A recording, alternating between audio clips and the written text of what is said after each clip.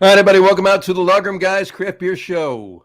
I use that term loosely. More on that in a minute. It is Tuesday, October 24th, 2023. Jersey Johnny coming at you with me, as always, is none other than Mr. Cider Samurai. Hello. Yes, it Cider is Samurai? Cider Samurai. Yeah, because we're not doing a craft beer show. We're doing a craft alcoholic beverage show today. This is true.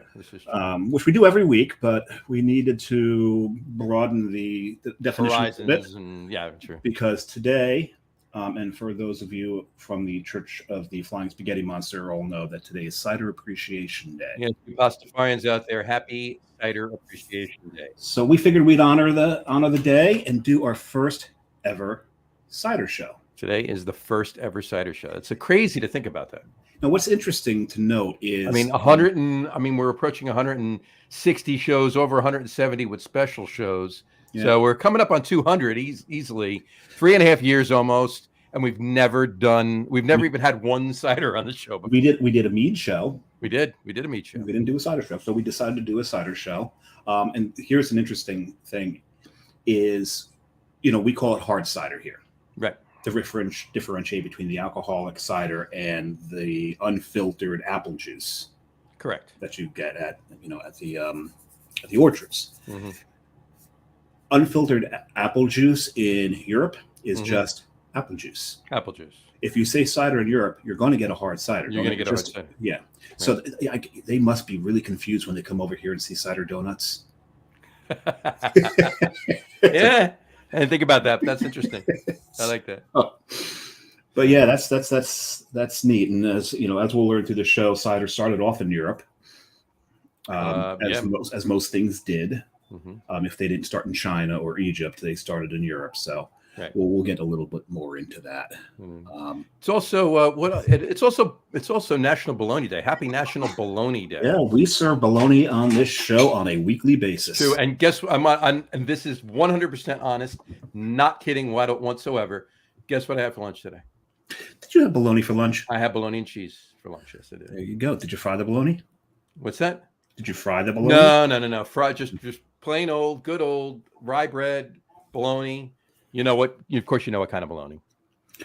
Yeah, I can't remember the name of it right now. They're from the Amish country. No, not that. Well, not that one. No. Come on. I went with Thuman's. Thuman's, of course. Thuman's family. Thuman's bologna and American cheese with mustard. White bread? Did you go Wonder Bread? No, I did rye. Oh, I thought you went completely Brady Bunch on that. No. Rye. Oh, okay. Just see, good for rye me, too. See, for me, bologna, you get that Amish country thick cut bologna. You get that stuff fried up. Oh yeah, that stuff's good. Yeah, that I can't eat that. It's you can't eat that too thick. You can't eat that thick without frying it, right? You got to fry it. You have to fry it. Yeah.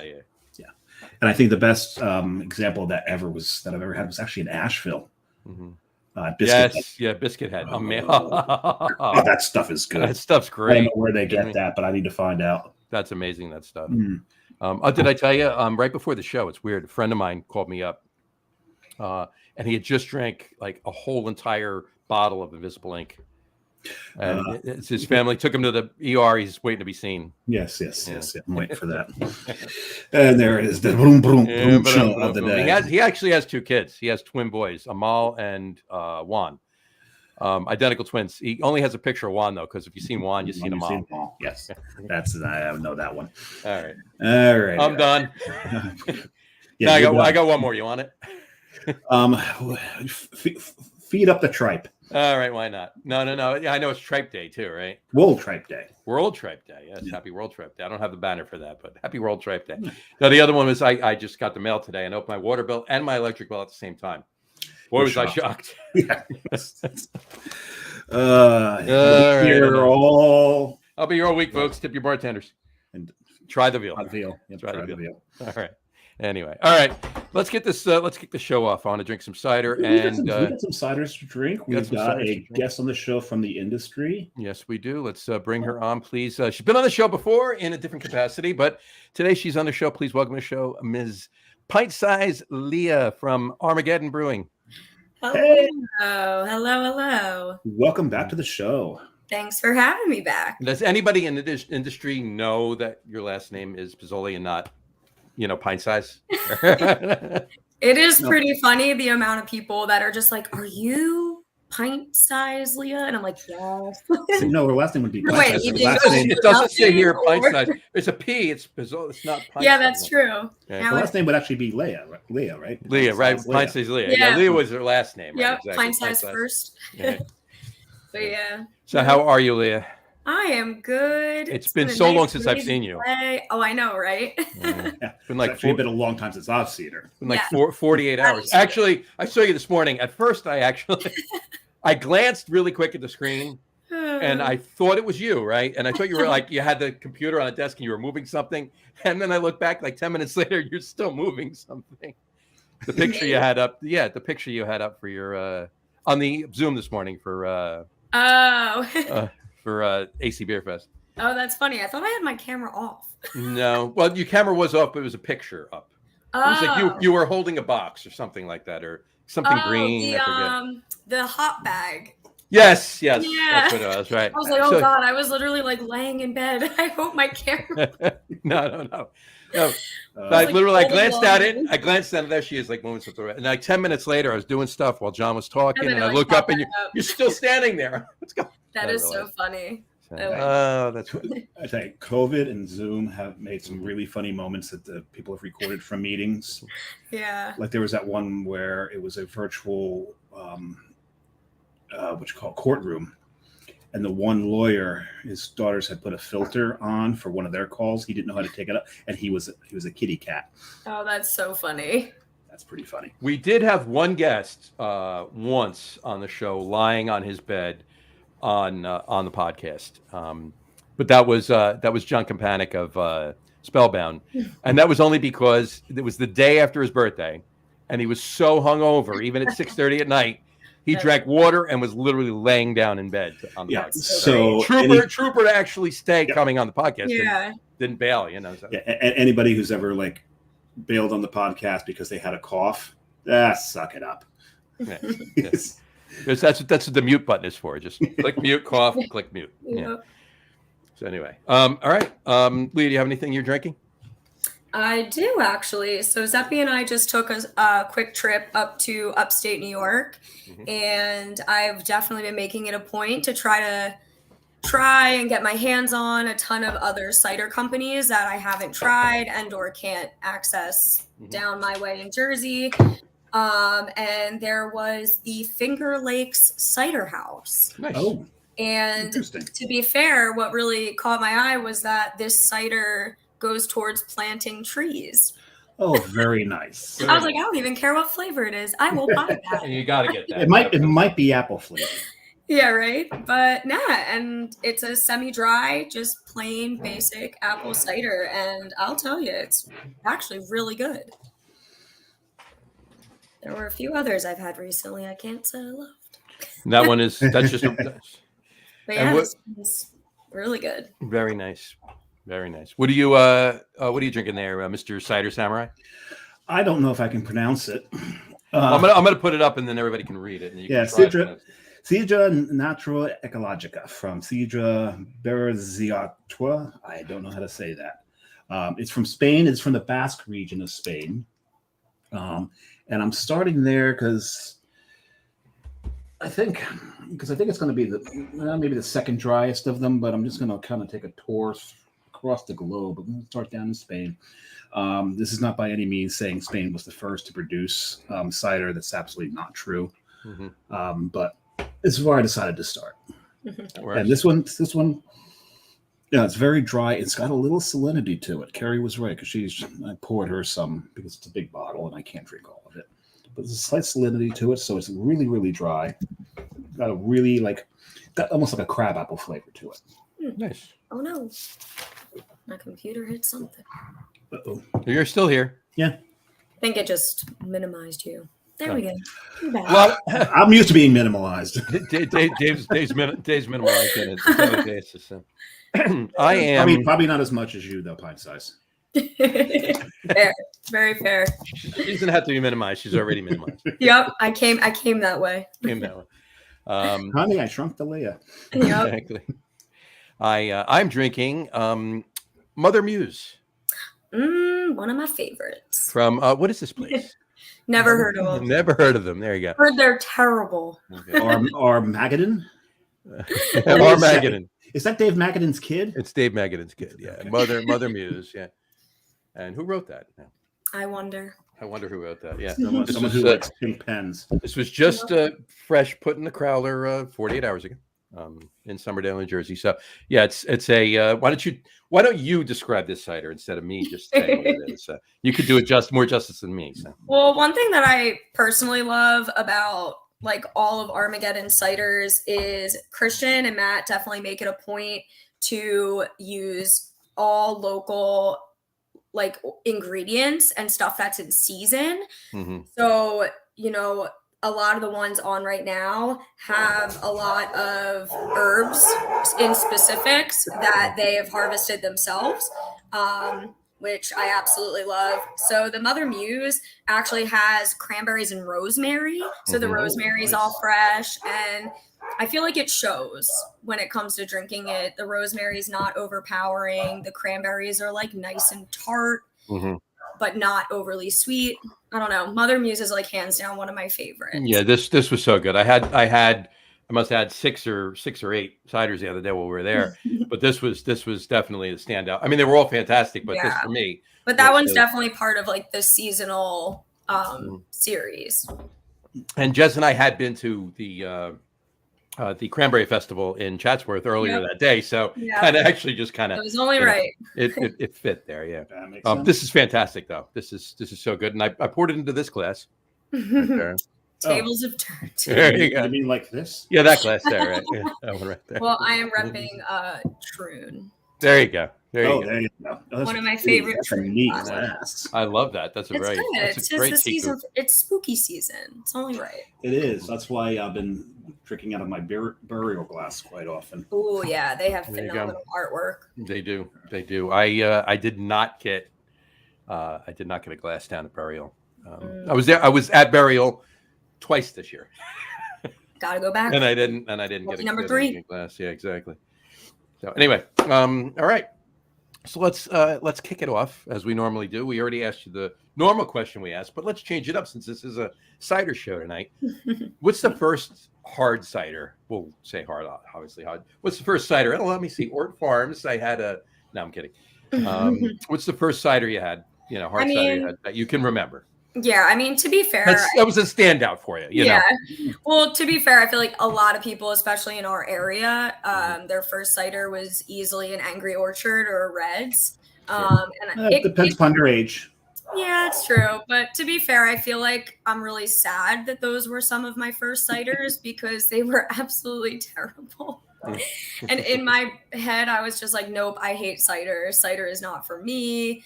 And it definitely put a not so great perception. But my best friend who lives in New York recently moved to Connecticut, but she from day one has always loved ciders. So it's been really fun, although being a beer drinker my whole life, it's been really fun tasting all of the ones that she constantly is exposing me to. So some of my favorites definitely are Graft, based out of New York. Okay. And I remember years and years and years ago, it might have even been back around 2015, 16-ish. Mackenzie's did a black cherry one. And I remember thinking they still do.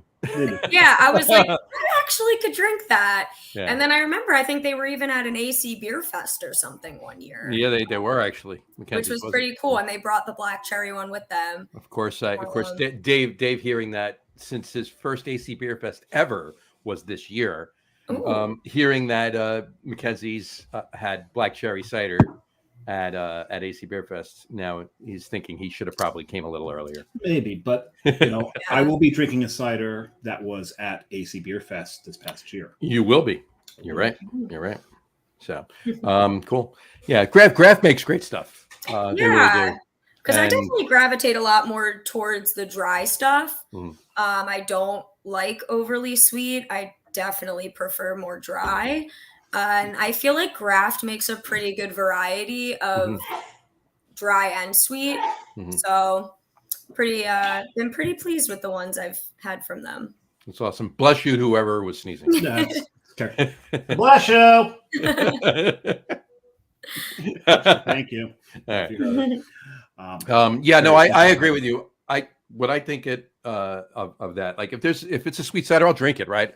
If it's well made, it's delicious. Right? But with sweet ciders, I tend to just like, it's like iced tea or I'm like, it's gone, right? I fill the glass, it's gone. Right. Yeah. So and you get through two and you're like, yeah, I can't have any more. Yeah. But with dry ciders, I can have many of them and I enjoy them.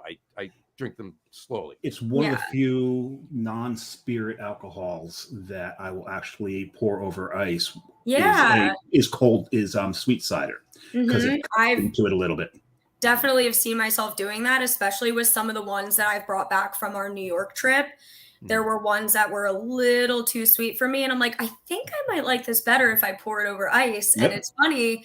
I've been doing that with some of the more sweet ones that I can't palate as easily as the dry. Right. Yeah, it dilutes the sugars a little bit. Yeah, it's funny that you say that. So it does help. But yeah, we have. I think the reason I sought out more European ciders for the show is because American ciders have that stigma of being too sweet. Most are, though. We're getting a lot of craft cideries out there that are going back to the roots of cider. Cider was always very dry. The earliest ciders were probably done in like Great Britain. They think as early as like 5,000 BCE, where they were actually using crab apples. And then things just kind of took off from there. You got them, it got all over the world from there. But they didn't really start making really good cider until the Norman invasion and the French came through with a bunch of different varieties. And then they became good. And England has maintained the lead as far as the highest consumption of cider in the world. Wow. And they've got the largest cidery in the world as well. I can't remember the name of it. That's awesome. But they do love their cider. That's for sure. They do. Cool. Do you remember, I guess, I was going to say the first cidery you ever went to? Me? Yeah, you. So to be fair, there was one in Philly years ago. It could have been like 2 years ago. But I don't think is even open anymore. Okay. That I definitely popped into very briefly, but I don't think they exist anymore. And I can't remember the name to save the life of me.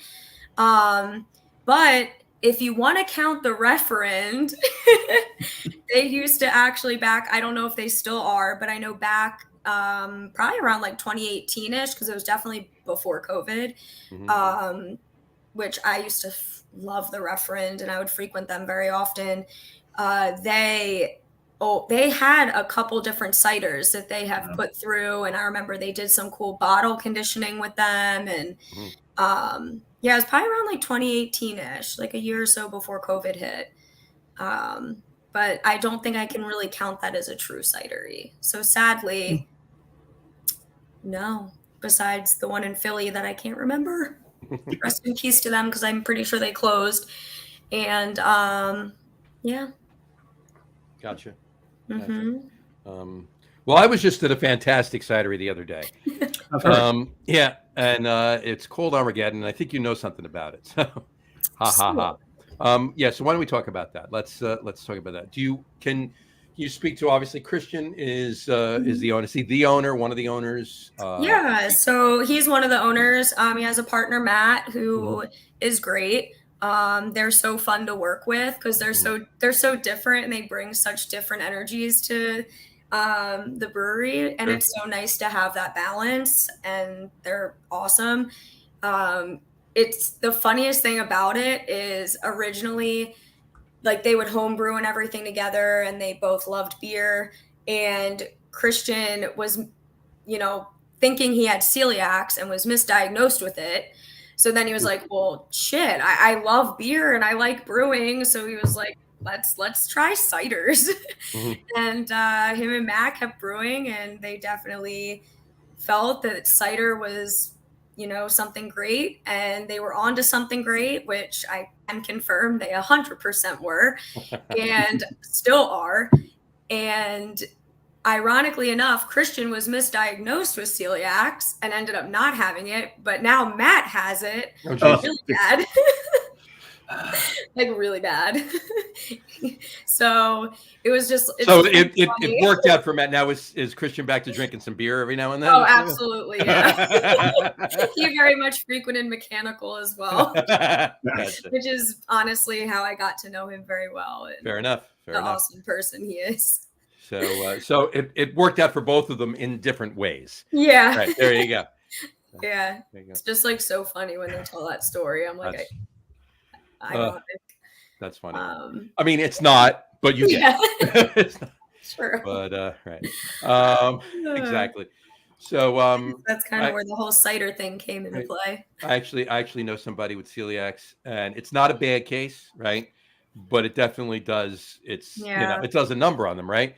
But they love beer so much that every now and then they're just like, all right, I'm gonna feel like crap tomorrow, but I'm having beer. Yeah. You know? Oh, maybe I've got it. I always feel like crap after 15, 20 beers. I think if you go on that route, I think a lot of people have. Yeah, that might be it. Anyway, all right. When did they get started? When did they first decide? So they had a very long journey, unfortunately. Due to you mean it takes a while to actually open something in New Jersey? I know, that serves alcohol. I wonder how. So shocking, so shocking. But no, they actually started back in like 2014. Oh, jeez. And yeah, oh geez. But it took actually a total of now I don't feel so bad. Yeah. But it was 3 years in general. They had to work really, really close and stay on the New Jersey legislative's ass because they had to completely change the laws. There really were no written bylaws or anything in the legislature specifically referring to cideries or meaderies or anything like that. They were definitely one of the first to really try to have a legitimate tap room and tasting room and everything. So it took about 3 years for them to really nail down and have the law changed, which is why they actually are listed under the full brewery license because there really isn't a license tailored to them. So they have all the same rules and regulations as the New Jersey breweries do when it comes to the restrictions, which is sad. But yeah, but they operate pretty much identical. So yeah, so then it was, I think in like 2017, they actually bought the building and was able to break ground or not bought the building, but they got the paperwork signed to start renovating. Buying the building is a whole other fun game that is in the works, which is exciting. But it was like January 31st of 2020 was actually when they were able to open their doors. Oh, geez. Just in time. Yeah. Crazy. Perfect time. Literally crazy. Absolutely crazy. So they had a good month and a half. Yeah. If you even want to say that. Yeah. But I mean, from what I've heard, takeout was great. The local support was great. Yeah, there's a lot of that. Yeah, and I definitely think because their journey was so long, there was so much hype behind them, and everyone was just waiting for them to open, that when they finally did open, the local support was ready to, try their stuff. So that's awesome. That's awesome. No, you got to love that. You got to love the public and everybody being behind you and knowing about you ahead of time before you open a tap room. So for sure. That's definitely a plus. Mm-hmm. Trust me. Yeah. But cool. That's great. What so they opened January 31st, 2020. Yeah. They were they making ciders and meads both right from the beginning, or pretty much, yeah. I know they were actively homebrewing, perfecting recipes. They got a really cool trial orchard going and growing over the years, and they were sampling different apples, different herbs, different, you name it. And I know one thing specifically that they purchased before I think they even had a location was like a fresh press to be able to press and do custom like juice extractions and stuff like that for like fresh apples and pears. So I feel like too, like what really makes Armageddon's product different is they're not adding any refined sugars or water or anything. Like they are using all fresh juice. That's awesome. From local organic produce, most of it in which they grew themselves. I just want to point out, like, just look at the color of that. I mean, Yes. you know, it's only a little bit left, so it was. You would think it would be more pronounced when the glass was full, but it's still holding that red. It's gorgeous. It's beautiful. Yeah, it's funny. It has such a beautiful color. That one in Ida's heart, just the plain cranberry, has such an awesome color to it. It always looks so pretty when people order it. The rosemary goes so well with these cranberries. It's really, really good. Agree. I'm not blowing any smoke whatsoever. Go, if you're anywhere near Somerdale, go stop in and try it. Well, we just released the new holy basil seltzer, the Tulsi. So it's just fresh apples and holy basil. Oh, it is so good. I remember everyone saw it on the coming soon board and was like, it's coming back, it's coming back. And I was like, wow, so many people are really hyped about this holy basil cider. And then I tasted it and I was like, oh, I see why. It's so good. That's awesome. Yeah. How big is the system they're using? So the cider and mead are brewed on separate systems, Sure. just for no cross-contamination. And working with honey is an absolute sticky nightmare. A little bit. Everything is always sticky, and there's always so many bees. But the cider is on like a 4-barrel system, and the meads are on a 1-barrel system. So significantly small right now. Nice. Yeah. Very nice. You were going to go ahead, Dave. No, I wasn't going to say anything. Well, I did pour my second mead. Oh, okay. Mead, what is it? Cider. Cider. I was going to say. She was talking. Oh, well, I do want to talk about some of the meads that Armageddon's doing, but this is a cider show, so we'll get to that in a little bit. What was your second Saturday? This is the one that was at AC Beer Fest this year. It's Romilly. And of course, because of my taste, you can't see, it's such a washed out label. It's hard to tell, but this is the Brewed, the dry. And it's got such a nice crisp apple flavor to it. I wish I was sitting next to you to share that with you. This one's yummy. This was Jersey City Buy Right. I got this one at. And there's, even though it's the dry, there's a little touch of sweetness to it.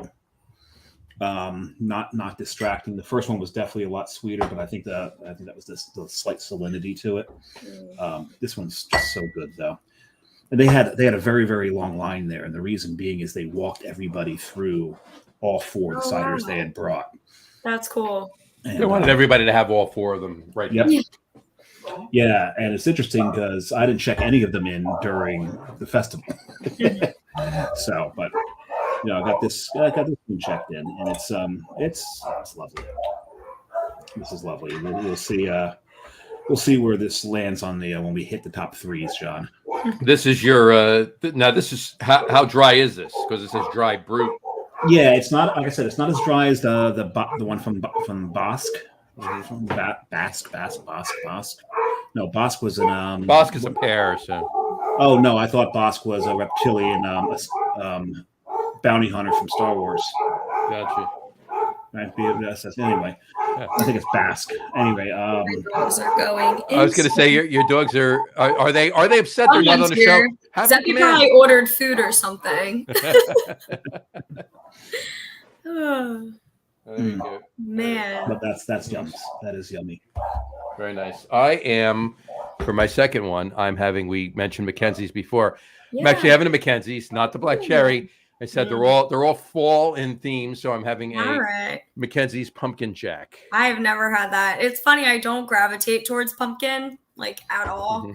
I usually hate everything pumpkin flavored. Well, I will. Dave will back me up on this. I bought the 6-pack of this Mackenzie's Pumpkin Jack for somebody else here in this particular building. I think she was sitting next to me at the bar. Yeah, I don't want to hear it because every year he makes me do a pumpkin. Oh yeah, and you go kicking and screaming into the show. Yes, I do. I spend the whole show pretty much bitching about pumpkin beers until I get to Warlock. Yeah. But it is pretty good. I mean, it does. It's light, it's dry, and it's got the pumpkin spicing in it, and you can even taste some pumpkin. Actually, it's not just the spicing. So. It's pretty damn good. Mackenzie's makes great cider. They do. Yeah. I mean, I definitely now want to try more. I'm on a big cider mission now. So I want to try them all. Yeah. Those internationals. Yeah, for sure. It's even got a little, I mean, there's even like a caramel note to it. with it. It's pretty damn tasty. I got to say, it's not over the top when it comes to pumpkin spicing. It's there. You taste it, sure. So now you had the Ichabod's Bane, right? Mm-hmm. Now, where would you say that is in comparison to that when it comes to like pumpkin flavor and sweetness? It was close to this. It was a little sweeter, and there wasn't that caramel note that I'm getting out of this. Yeah. Other than that, it has because I can do Ichabod's, even though I'm not a big pumpkin fan. I can do a little bit, like a little small pour of that, and I'll be good. But I'm curious, like I don't know. I don't usually gravitate towards pumpkin. There is in this particular one, like I said, the fact that there's that caramel note in here. It kind of makes it's dry, and there's the caramel note, so it's like a caramel apple with pumpkin spicing and so makes sense. It's pretty tasty. So I have one Mackenzie's that I like more than this, and that would be the black cherry. Well, I'm not saying anything. We'll get to that. I haven't even tried the others, but the black cherry automatically wins. Exactly. So that's definitely a good one. Exactly. All right. So let's talk about some of the ciders you make. There's flagships, right? And there's seasonals too. Talk about some of the flagships. So definitely the flagships are the Exile, which is the basic, apple cider, and they have the semi-dry and the dry, and they kind of do some spins on that throughout the year. But the Exile you can always find on tap. And then there's the Resurrection, which is just the apple and honey. Then you have the Ida's Heart, which is the apple and cranberry. And I think I'm missing one. Why can't I think of them? Oh, the Desire, the blueberry one. That's like the fan favorite. How can I forget Desire? Because it's a given, right? It's a fan favorite. You're picturing the tap. You should know it. It's a fan favorite. What are you talking about? It is. The Desire is so good, but that one is definitely sweet, but it's very good. But yeah, so then when it comes to seasonal, like I briefly mentioned before, it's all going to be based off of what herbs and fruits and all that are in season in that time. Right. So like for right now, like Matt literally just picked up all the pumpkins. There were so many pumpkins all over the brewery because he is now starting to work on Ichabod's Bane for next year. Really? Wow. Yes, they get these like really cool special pumpkins, and he guts them. He actually roasts every single seed. And they use all it's like I said, it's all fresh. It's so cool. Like I wish amazing. I could like sit there and watch. That's awesome. I actually like that. They do, yeah. On that note, before we get into seasonals and anything else, is there any plans to do any barrel aging? It's been talked about.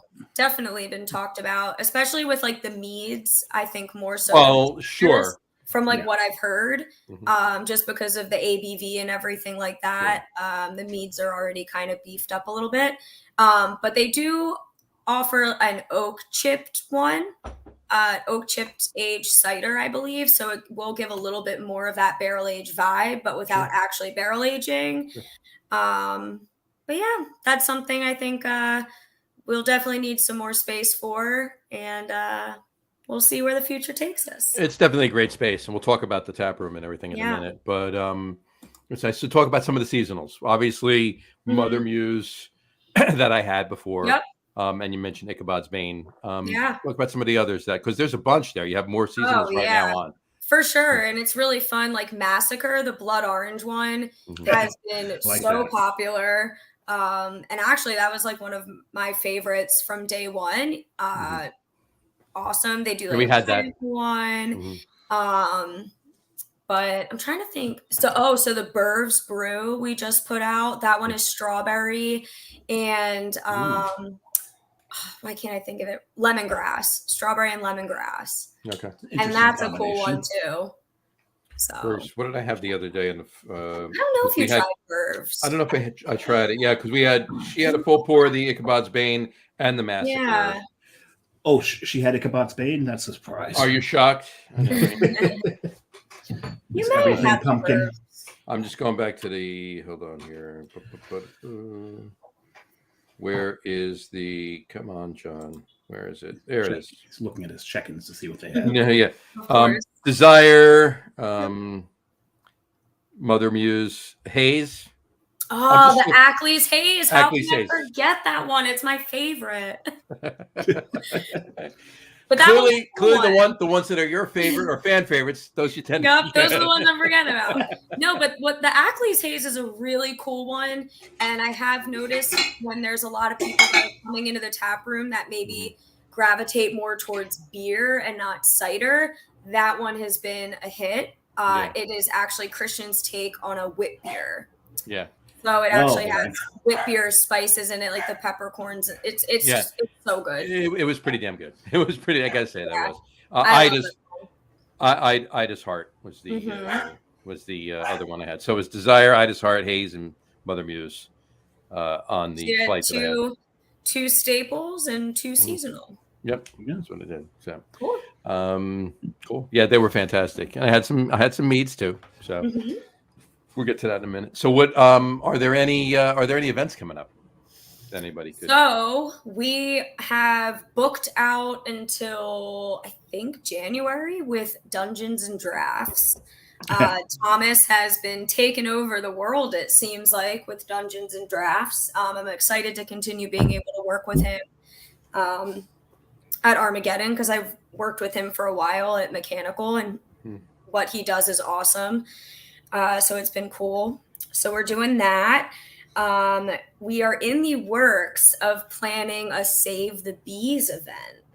Nice. Yeah, I think it'd be really fun. There's a couple like local beekeepers and stuff like that, and potentially linking up with them and doing like a seasonal release where some of the proceeds or whatever may go back to them. We're trying to work it all out. Like we literally just had a meeting about it, and I was like, I have this crazy idea. What do you think? It's interesting because a lot of people will think that when you're talking about bees with Armageddon, you're focusing, and probably true, focusing mostly on the mead. But without bees, you don't get cider either. No. You need the bees. You're not going to get the fruit unless the bees are pollinized. Correct. Pollinizing. Yeah. Pollinizing. I like pollinizing better. I like pollinizing. I like that. Yeah, pollinizing. But sounds like you're doing something in the Southern Pacific that's wrong. Let's call Jerry Seinfeld and see how he feels about that. Pollinizing. Yeah. But yeah, I mean, me as a person in general, I'm super into linking up with the local communities and local nonprofits and figuring out how businesses can give back and all work together. I was a huge advocate for that while at Mechanical, and I really hope to continue being able to do that at Armageddon. And, it seems as though Christian and Matt have been very open and willing to take on my crazy ideas. Like, I'm like, all right, so what about like a Mortal Kombat Monday? And we set up like pictures and bring people in and like open one Monday a month and just play Mortal Kombat all night. And they were like, okay, all right. What happens if someone dies? You finish him. Finish him. Finish him. Yeah. You know what? I use that line when I see someone trying to pass someone on the right who is holding up traffic, and all they gotta do is cut over, and I'll yell, finish him. Yep, every time. It'll never get old. But in the super short term, this weekend we will be at the Two Bridges Booze and Brews event. That'll be really fun, and they do it like a few times a year, and it's always awesome. So, and where is that? Where is the Two Bridges? It's in why can't I think of it? It must be somebody's favorite. I know, right? It's a very popular event. I'm not working it, therefore that's why I feel like I don't need to know the exact address. But it is, let's see. Oh, the Riverview Beach Park.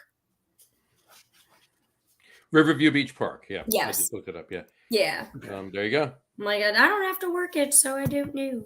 There you go. Very, very nice. Very nice. So just Very some nice. Very little nice. things. And photos with Krampus is also on the schedule. Oh, Photos with Krampus. Very yeah, nice. they did it last year. So Oh, I can't wait to pour excited to my be a next part of cider that then, this year. because it's not exactly Krampus, but it could be Krampus. Yeah, it could be. Well, you could call it Krampus. You've seen that glass. Yes. It's time. It's October. It's time. It's October. You got to use that glass. Yeah, you have to. That's cool. I look. You know me. I'm all about events, right? And going to them, holding them, having them, whatever. It's Working great. them. I mean, working them exactly. So, and I can imagine Armageddon's obviously going to be taking part next year in AC Beer Fest. It looks like it. I looks sent like- Christian over all the notes from the meeting this morning, and Did he's pretty excited about some of the changes. I was crazy busy all day. Did John? Did you actually check the day release? What they talked about with us this morning, this afternoon, and I think they posted the video. I saw very briefly. Okay, they did put that up. What he shared, yeah. Right. Okay. All right. So talking about it now is not, giving anything away, right? Nope. So Dave, yes, Dave doesn't know yet because I didn't tell him. No. It's going to be 2 AC Beer Fests next year. Yeah, 2 of them. 2 inside 2 different weekends. and outside. Yes. April 12th and 13th, Friday and Saturday, 2 sessions on Saturday, 1 on Friday night, inside at the convention center. And then in July, on a Saturday, the 13th of July, 2 sessions on Saturday, 12 to 4, 6 to 10 on Bader Field outside. I'll more than likely miss the first one because I plan on being in Munich. I was going to say, you're probably going to be in Germany. I mean, that sounds way cooler. No, that's probably need to nail that down and book everything, but I think that's what it's going to be. It's going to be Munich and Prague. Munich and Prague. sounds Very nice. See, here's the thing. Like Dave's birthday is April 17th. Oh, I'm the 10th. So, and you're the 10th. And John's And in I'm- that neighborhood too. Exactly. I'm the 28th. Oh. So Yeah, he's a tourist. He's not one of those cool areas like us. Checks out. yeah. The two of you. Yeah. We should get my Anyways. brother on because he's the 6th. And your brother's the 6th. Yeah. So, but That's and then no. April's a great month for birthdays, right? Al It Gattulo. Look, we all know Al Gattulo, right? is. Al Gattulo is the 28th with me. Wow, that's awesome. There you go.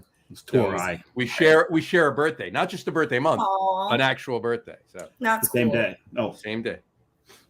So anyway, what was I going to say? So yeah, the 12th and 13th. Now we'll be in AC, and then the week after that, we're going to Vegas. So Ah, that's cool. Very nice. Craft Brews Conference is in Vegas next year on the weekend after that. So it's actually in April next year. So Oh it wow. should be. I'll It's be in Prague. and then I'll come back for my birthday. So it's going to be a busy month. It's I going was to be a gonna busy say, month. that's exciting.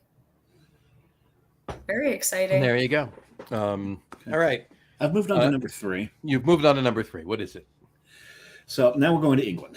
Like I said, the top drinking.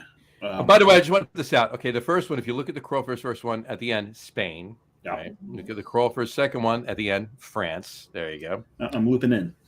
You're looping in. I'm going north and north. You and went west. you went north. You went northeast, and now you're coming back out Yeah, east northeast. north. Then- Almost due north.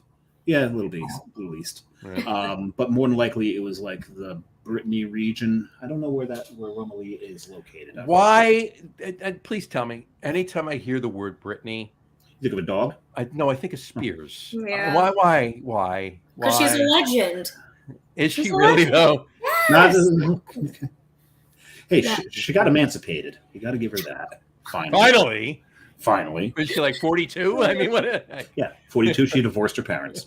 Yeah. But now I'm moving on to England. Moving on to England. All right. So we're going with Let's have at it. Asphalt, Ooh. dry English cider. Mhm. And this is the glass we were talking about. One of my favorite glasses to drink out of. It's one right here. Wow, that's a fun one. Mhm. Yeah, what's really cool is if you put something blood red in this thing. Yeah, I was gonna say I could see a mead looking really pretty in that. Oh, I've done. You put the vampire's blood in that the first time, right? I put vampire's blood in it. Actually, the first thing that ever went in this was Zombie Killer, Hmm. which is a cider. Which is a cider. Not on the Mhm. first time on the podcast you used that. That Yes. was It was Vampire's Blood. I've Mhm. also had Necromango Con in this from Bee Nectar. Yep. And what was really cool with Necromango Con, when I took a picture of it, I held a flashlight over the top of it, so it was like this golden That's glow was coming out of the eyes and the mouth.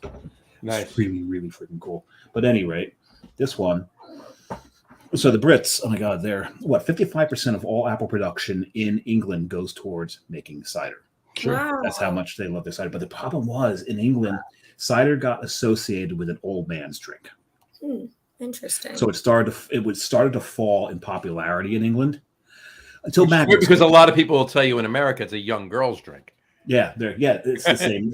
It's the same thing, only the other direction. Mm-hmm. But Magnus came around and they launched a genius campaign of showing young people drinking cider and all that. And now they've got the other problem is where you've got a bunch of teenagers at bus stops drunk and or in the morning hungover. Forgot about them. Good job, Magnus. But they did bring the popularity of cider back to England, so the cideries are still running strong, and we get some of the good ones over here, not just Woodpecker, which I do like. Which I think Woodpecker was the first cider I ever had, John. Woodpecker, was it? Mm-hmm. I don't love them. Well, when they first came out, the only alternative you had in this country was woodchuck. Yeah, and that I think I don't like even more than Woodpecker. Yeah. The Granny Smith was a lot drier, so I like. Yeah, all right. I haven't had that one. That wasn't too bad. The ones I've had from Woodchuck, I've not been a fan of. They were also one of the first ones that I was like in the category with like Angry Orchard and Reds. No. Yeah. This one I gotta say, I love the apple flavor to this. There's almost a slight earthiness to this. Oh, I like this. I like this one a lot. Sounds like one I would like. Oh, this is good. This one's good. Yeah, look that one up. This is the Aspal Dry English cider. It's on the claw. Here I am. I'm gonna get the list of all the ones you have. Exactly. Hunt them down. Oh, that's yummy. That is a good one. Yeah. That I like. All right, cool. John, you still on your second there? I just poured my. Hold on one second. I'm just doing one thing here. You gonna take the obligatory picture, or are you ordering dinner? Excuse me. Bless you. Thank you. My third beer. Did I say beer? You said beer. I said mead earlier, so you did. So now we're even. All right. My third cider is another one from New Jersey. It's from Beach Bee Meadery, actually. Yeah. It's cranberry cinnamon from Beach Bee Meadery. No, that's an interesting. I don't think I've ever had any of their ciders, but I've had their mead. They actually. I've had the mead. Yeah. Yeah. No, I've had the mead, but I've had the ciders. Actually, the first time I had the cider was last year, the year before. Right here in Belmar, we have every Wednesday during the summer, there's a farmer's market up by the park, right on Main Street. And they always have a booth with their meads and their ciders. Tastings right there. So you walk up between them and what's the one distillery in Long Branch? Big Dog, is it? It's Long Branch. It's distillery in Long Branch. They're both there. And Garden State. It's called Long Branch Distillery. Long Branch Distillery, right? Well, they have they have like the brand is Big Dog, right? But they also have whatchamacallit, Garden State Distillery. So there's a meadery / cidery and two distilleries at our farmers market, 2 blocks from my house every Wednesday night. So that's pretty funny. You can't beat that, right? And I like what I like Beach Bee. Beach Bee is it's a father-son operation. Yep. And they are the nicest people. You're like, oh, we have a puppy. She was just scratching at the door and being annoying. You can ignore her. No, we like puppies on the show. Mm-hmm. This is Norma. She's our newest addition to our pack. Oh, it's part bulldog, I see. She was a breeder reject. She had really bad cherry eye and an umbilical hernia. Oh, wow. And I lost my 2 older bulldogs this year. So Zeppy actually surprised me at work with her. Oh, I hope Chee's watching. Jean's one of our friends. Jean is a huge bulldog aficionado. Really, Yeah. she has been such a gem. So just Nice. a pain in the ass, but but how do you get mad at this face? Let's see who's got the bigger underbite there. This guy or Yeah, right. Oh man, Can't get mad at that face. There's nothing. Her underbite is vicious. I had my sister had a dog. My sister had a Yorkie years ago, almost 40 years ago. I mean, he was around. Like he was a puppy 40 years ago. Let's put it that way, right? So he was around for a while, but he had that underbite looks like an overbite compared to this dog's underbite. I love it. As soon as she grew her teeth in, man, it was like bam, bam. There's nothing like a bulldog. I will rescue all of them as long as I can financially afford to. Well, yeah, right. Yeah, exactly. The medical bills. Oh, yeah. Oh, yeah. They rack up. They rack up. Yeah. So you mentioned, I just wanted to throw this. I thought it was funny. I just threw this up there. We do on the sports podcast, we do every other week. We have one segment of that every other week show. We do funny, not memes, but like misspellings or odd things that people will post on whatever. You mentioned, what was the one event you do, the Dungeons and Drafts. Dungeons and Drafts, right? Yeah. So it reminded me of this, so I threw it up there. Clearly, this is Dungeons and Dragons. Mm-hmm. Clearly, I've never heard of such a thing. I know, what is that? What is this Dungeons and Dragons you speak of? Right. Clearly, this is. I'm going to put my 20-sided die aside over here. I know, right? Clearly, this is Dungeons and Dragons, but it apparently there weren't enough like digits in the LED screen, so this is what popped up for this one. Oh my God, I love it. A completely different meaning. That could be a really interesting event. I mean, but here's the thing: if people see this and think that's what it is, and then show up and it's a bunch of people playing Dungeons and Dragons, completely disappoint. You're going to disappoint one crew or another. No, I don't know. I think you might wind up with a really odd merge. That could be a lot of fun. That would be interesting. It would be interesting. I will add that to the list of new events. Hey, drag events are actually quite popular. Yeah. And if you can put in implements of torture combined with it, hell yeah. There you go. Now you got your Dungeons and Drag. There you go. Anyway, all right. Who says this show isn't fun? Anyway. Oh, we were talking about cider, weren't we? We were talking about cider, yeah. Let's talk about the meads you guys are making. It's a cider show. It is Cider Appreciation Day, but let's talk about you guys also make meads. Obviously, there are other meaderies in Jersey, Beach Bee Meadery, we just talked about. Melavino, obviously. We had just closed.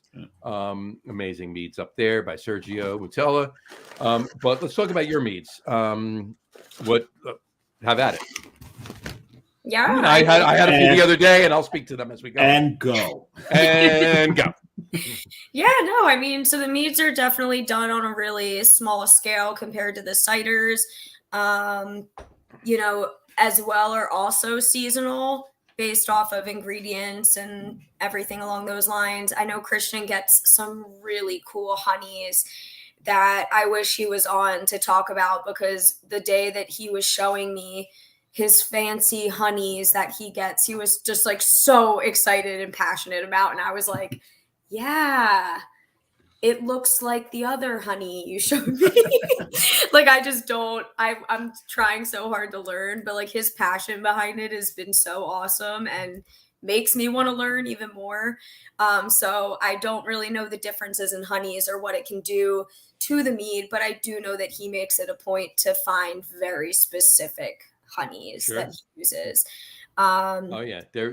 There's definitely a major art to which honeys and how to use them, and exactly. It's about where they take the hives, place them, and what flowers or whatever they're the bees are bringing the pollen in from. I know there's a meadery in Rhode Island, right by the border with Massachusetts, Actually, I think it might be Massachusetts, right on the border with Rhode Island. But there's a very, very specific weed that they actually get their honey from, and it's almost a woody mushroom almost flavor to the honey. Oh. So you're saying it's a weed mead?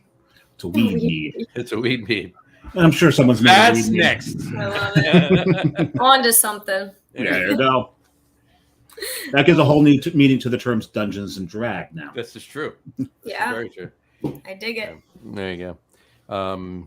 Because I'm sure no one has ever played Dungeons and Dragons stoned. Never. No. Nope. Never. Nope. I plead the fifth. Anyway. A fifth of scotch? No, sure. it's a fifth of gin. Never mind. It's a fifth of gin for me, right?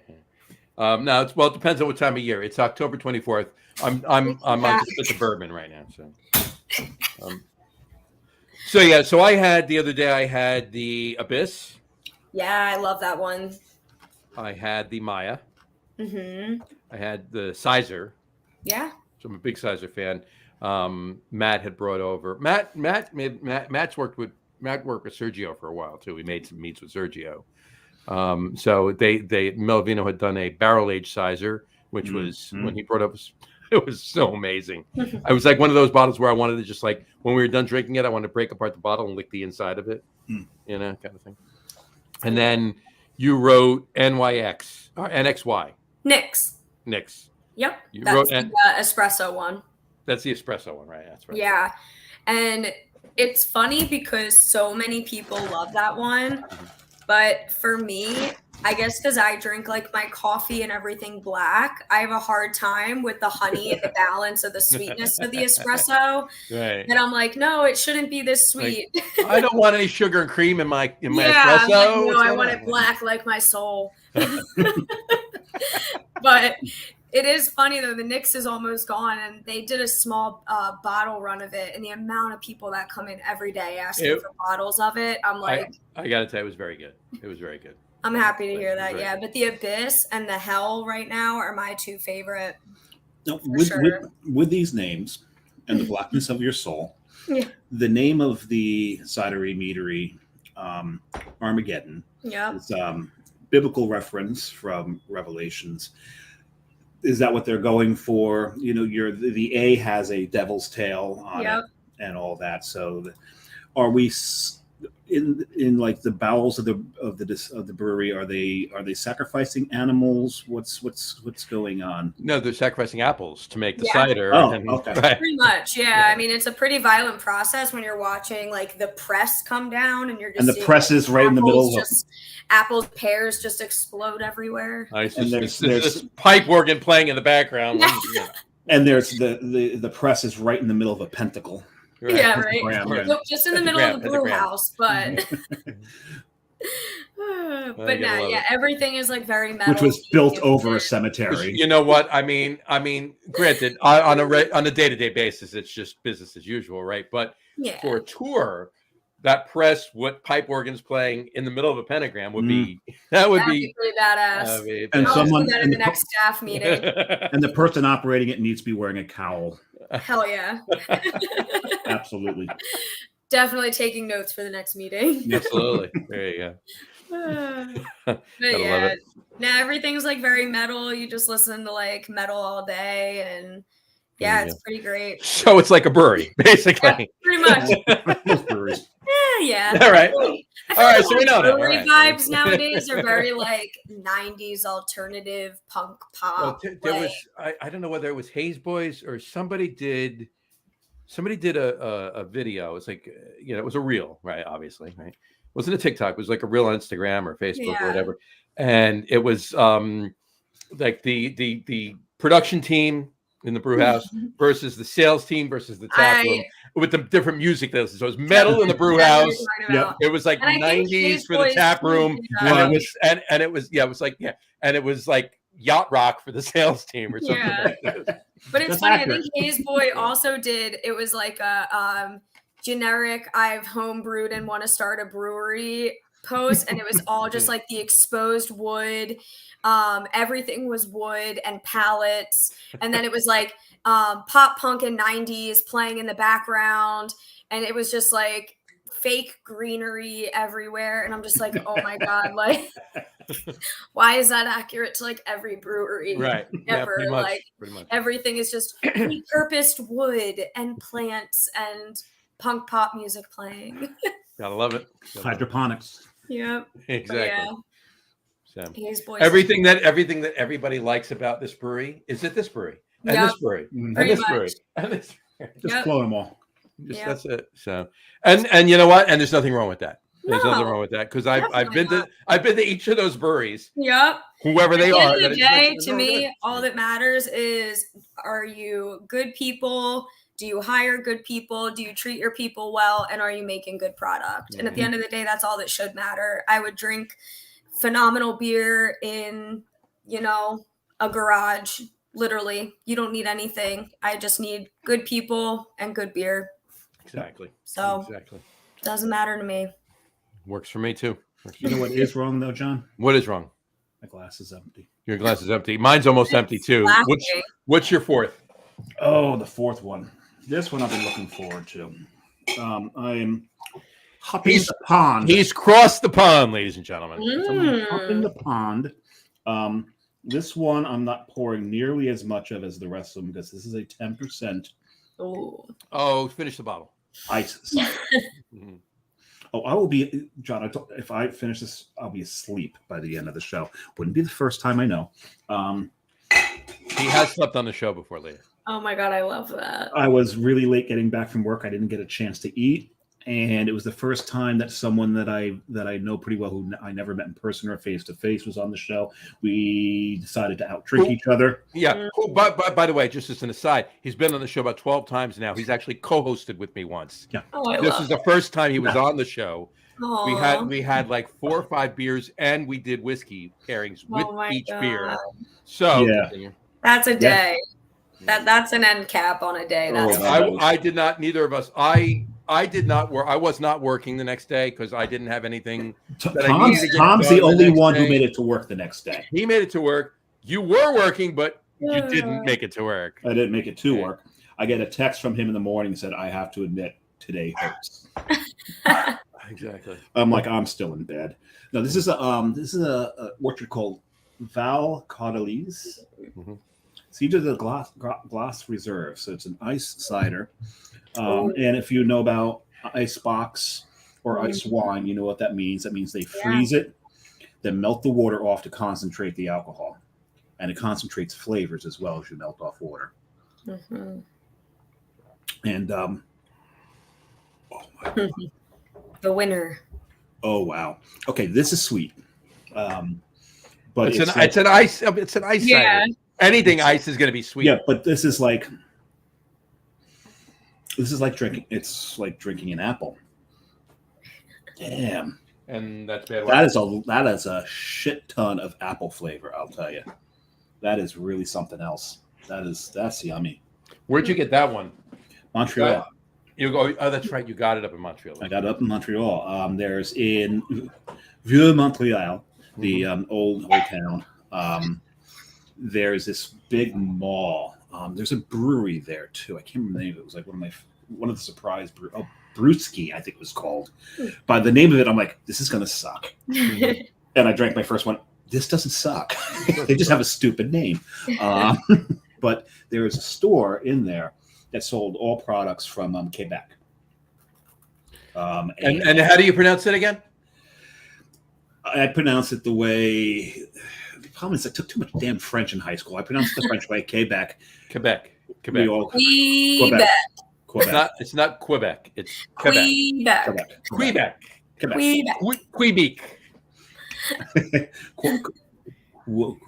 Quinnipiac? No, that's a Pole. Quinnipiac, yeah. Quinnipiac. But so they sold. Quinnipiac. I've never heard Quinnipiac pronounced Quinnipiac. Quinnipiac. Why not? They pronounce it so weird up in Connecticut. It's don't even. And from what I hear, that particular college, you can make the most of your GI Bill there other than any other college. So many of the people in the GI Bill go there because of that. There's a lot of really good breweries right around that college, too. Yes, there is. Yeah. I think OEC is not too far from there. OEC is not that far at all. But they were selling all products from that particular province. province. The province of Canada or the province of Quebec. Quebec. Quebec. It's a C. So we picked this up, and I got to say, I'm, as Matt Potensky would say, I'm not mad at this. There's zero suck in that ice. There's very, very little suck in this, if any at all. If any at all. Yeah, it's almost got like a mead quality to it in its mouthfeel, and the sweetness comes in at 10%, which is higher than anything I've drank tonight. So I'm not going to be killing the bottle. And if I kill the bottle, someone over there will probably yell at me. And my next one's only 5.5, so I'm not worried about that. This is, I'll be saving some of this for later. I like this. I like this a lot. Like it a lot. Like it a lot. Like a lot. Fair enough. If I have a headache in the morning, it's going to be this stuff. It's because of that. Yeah, exactly. Well, the sugars and the alcohol level. Of course.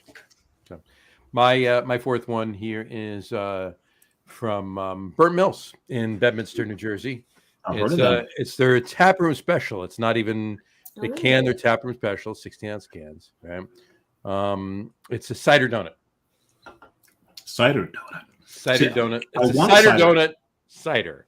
So basically, it's a donut cider. Mm-hmm. Right. So, but cider donuts. It's a cider donut cider. Where do you get your cider donuts, John? Where's your favorite cider donut?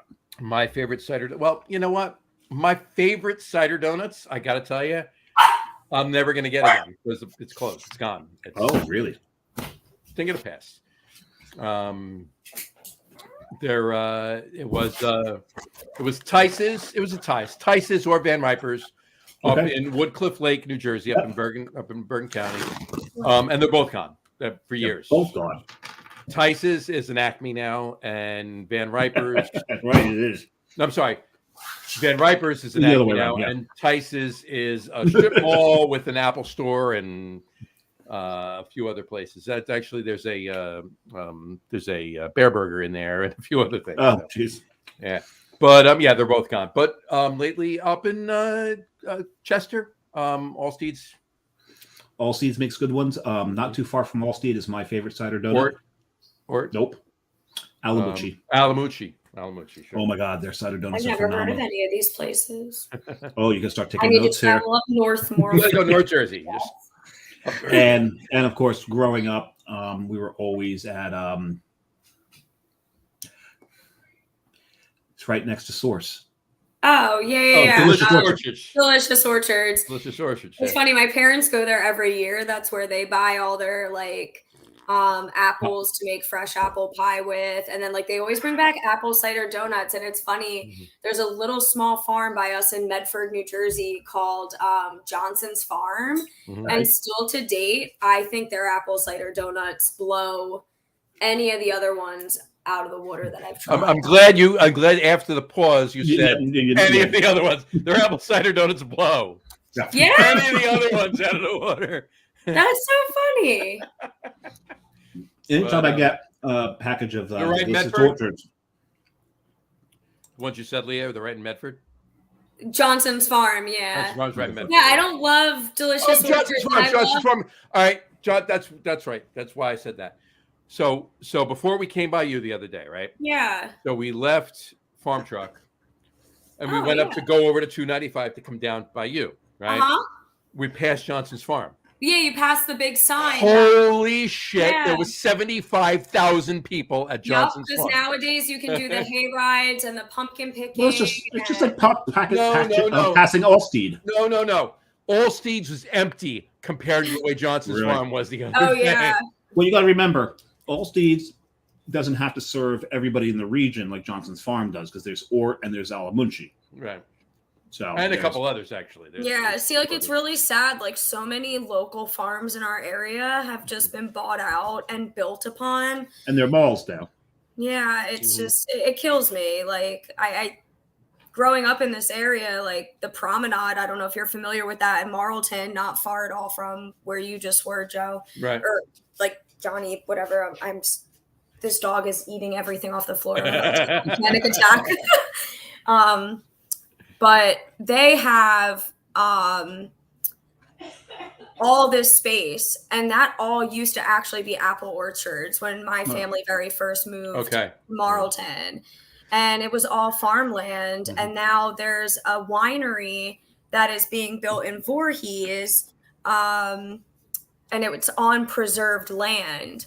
And I don't know. They're trying to preserve it, but yet they're building a winery on it. I'm happy to see them keeping the farm. Well, it's still farm-esque. Yeah, like they'll grow everything. But it's not like they're putting up an Applebee's and some stores and a Wawa, right? So yeah, or a Cracker Barrel. I don't think we could fit another damn Wawa in this area if we tried. But I'm sure they will try. They can. I'll just mention it too. Okay, now Dave will know what I'm talking about. You probably don't. In Hackensack, New Jersey, on Route 17, is a place called the Crow's Nest. Okay, all right. It's been there forever. It's huge, right? It's a restaurant, bar, blah blah blah blah blah. Great live music on Friday, Saturday nights, sometimes Thursday nights too. Great sports around the bar area on Saturdays and Sundays. Great restaurant too. Had parties there. Been there, going there forever, right? So the owners decided that they're selling. They want to sell, but they wanted to sell it to somebody that was going to take over the bar and the restaurant, right? And they just wanted out. And you can't blame them for that. They want out. They want out. You know, that's what it is, right? Nobody was buying it. This has been going on for a while. Nobody's buying it. Clearly, I'll give you 3 guesses. It's sold now. They closed. Their last day was last Saturday, this past Saturday, 3 days ago. That's a shame. I'll give you 3 guesses what it's going to be. Either a Wawa or a Royal Farms or a Quick Check. Or Wawa, yeah. They're going to tear down. We don't get. They're going to tear down everything and put. We don't get Royal Farms, but you guys have Quick Check. You have Quick Check. We don't have Quick Check. Yeah, it's going to be. Which I would prefer a Quick Check over a Royal Farms. When you say you guys, you're talking to him because he's in North Jersey now. Yeah. I'm in, South or Central Jersey. So yeah, we get Royal Farms. We have a Royal Farms over here. So. What I like about Royal Farms, the only thing I like about Royal Farms, well, apparently their fried chicken is supposed to be good. Never had it. I've never had Royal Farms fried chicken. But they sell honey cheese doodles. Yes. And them and Cumberland Farms are the only places I know that do these honey cheese doodles. And I'm addicted to the damn things. I think they make them specifically for Cumberland Farms and Royal Farms. Yeah, I think they're together, right? Yeah, they've got to be because they're identical. Yeah. It's so good. Anyway, it's a Wawa. I mean, it's sad That's too. Sad. And that was one of my father's haunts too. Like every Sunday he's at the Crow's Nest. Occasionally he'd go a different day or whatever. He's in his 80s now, but what are you going to do? But he's a lot of smaller businesses like gone. That. Yeah, so they're gone. And I mean. Can't stop progress, right? Is it really progress? That's not my opinion. Not in my opinion. You know what the opposite of progress is, right? Regress. I don't find Congress. $9 million going up at $2,300 a month for a 1-bedroom. Progress in my eyes. Don't. Let's talk about this after we end the podcast, right? Because I agree with you, and there's plenty to talk about. But let's not bring it into the podcast. So. Taking away my farms for that makes me sad. I agree. I actually grew up in Jackson, New Jersey. So. Oh yeah. I grew up in North Jersey. I grew up. So where do you draw the line? Where is, in your opinion, north or central? The Raritan. Mm-hmm. Okay, that's your line for north. And the line for south is 75. No, Route 70. Route 70. Okay. Yeah. Because as far as I'm concerned, the first South Jersey town along the shore is Toms River. Mm-hmm. And Route 70 goes from Toms River out to Trenton. Okay. No, Route 70 goes Toms River down to Cherry Hill. Cherry Hill. You're saying so Trenton, in your opinion, Trenton is Central Jersey. And Central Jersey. And Burlington is Central Jersey too. But you know where I get this from, actually. I get this from the New Jersey Department of Fish and Wildlife. Okay. Because these are the 3 hunting zones in New Jersey, and this makes sense. Also for fishing licenses, hunting licenses, these are the 3 zones, and they were the first ones, I think, to actually delineate North, Central, and South Jersey. Makes sense. And then John Stewart then gave it the papal blessing that Central Jersey does actually exist, and I listened to John Stewart. Well, no, you look at it this way, right? North Jersey is 201, and 973, and a little bit of 908. Central Jersey is the rest of 908 and 732. Yep. And all South Jersey is 609 and 856. Yeah. I always go by like Turnpike exit. By the way, I'm gonna make Leah feel really, really young. When Dave and I graduated high school and were in college, there were 2 area codes in New Jersey. 201 and 201 and 609, and that was it. That's funny. 973 came in next, then 732, then 8. 908 was next. Oh, 908 came before 973. You're right. Then 973, then 732, then 856. Yeah. Forgot about 908. So, anyway. I did open my 5th. Oh my God! All right. I did not come prepared. There you go.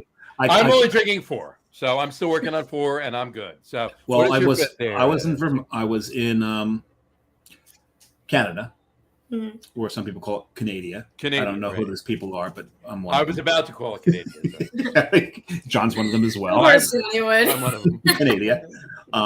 Just jumping south of the border into Vermont. Vermont.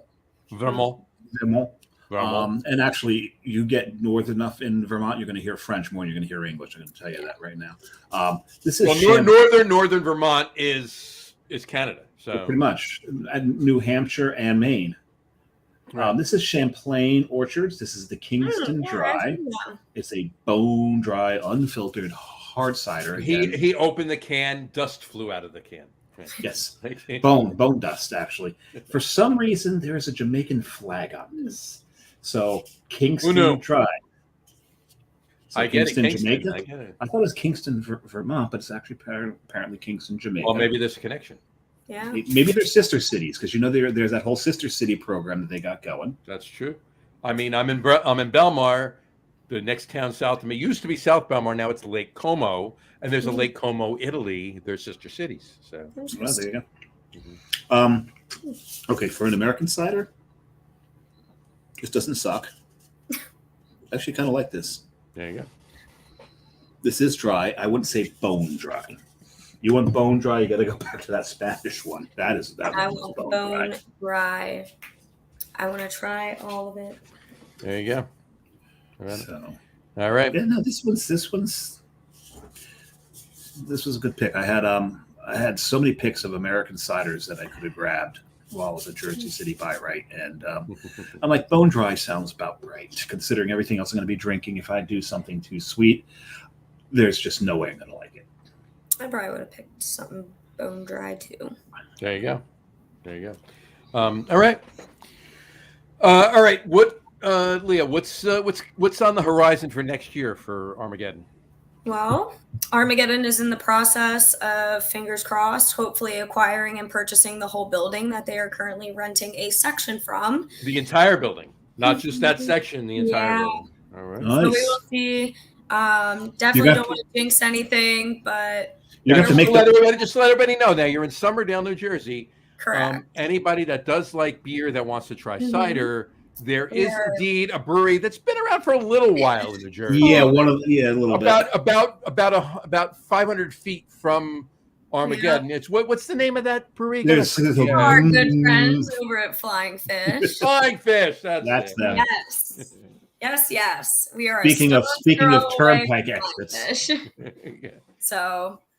Yeah, so fingers crossed, because then from there we'll be able to do a lot more with the building that we have. Oh, hell yeah. Have better signage, and they're going to have to make the pentagram on the brewery floor a lot larger. Oh, I would love that. Say less. I think that'd be freaking awesome. So right now that's like our biggest goal for rounding out 2023, rolling into 2024. So let's not jinx anything. I know that would just be the best. But yeah, as of now, slowly getting into distro, acquiring, me has now helped them get in the back and brew more and put out more product. And, Christian and Matt have been extremely hands-on from the beginning. So, the whole plan of bringing me on is freeing them up to have more time to, brew and get some more product out there. And then my goal is to get it back out. So nice. Yeah, those are definitely some of the goals. Very nice. Getting out in the wild. Very nice. Events that you're planning on doing next year. Obviously AC. We talked about that. Right? Yeah, definitely. I'm sure you'll be involved, or and there'll be plenty others. I mean, there's always so many all year. For sure. And I know that, we've been doing really well at all the farmers markets and stuff. Sure. Those have been huge for us because there's no ciders or mead in the area really. So the local farmers markets have been awesome for people to be able to buy any kind of takeout bottles. So nice. Definitely more farmers markets. Very nice. Yeah. Any other than obviously, other than the purchase of the building, any long range plans for Armageddon? I mean, definitely just getting into more distro and being able to put the product outside of the tasting room. Exciting enough, we will be doing a canning run of one of the session meads, probably first week of November. So within the first week or so, fingers crossed that all goes as planned as well. Because the session meads have been a really huge hit. Norma, I will end you. Finish her. I mean, yeah, literally. Finish her. Go. You want to go out? Go out.